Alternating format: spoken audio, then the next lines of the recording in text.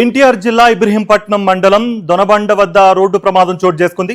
హైదరాబాద్ నుంచి విజయవాడ వస్తున్న private travel బస్సును ట్రాక్టర్ ఢీకొట్టింది.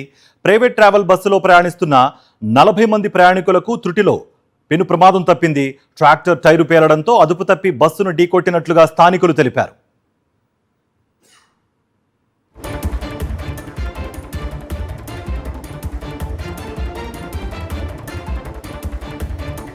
ఎన్టీఆర్ జిల్లా ఇబ్రహీంపట్నం మండలం దొనబండ వద్ద రోడ్డు ప్రమాదం జరిగింది.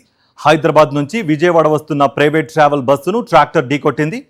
ప్రైవేట్ ట్రావెల్ బస్సులో ప్రయాణిస్తున్న 40 మంది ప్రయాణికులకు త్రుటిలో ప్రమాదం తప్పింది. ట్రాక్టర్ టైలు పేరడంతో అదుపు తప్పి బస్సును ఢీకొట్టినట్టుగా స్థానికులు తెలిపారు.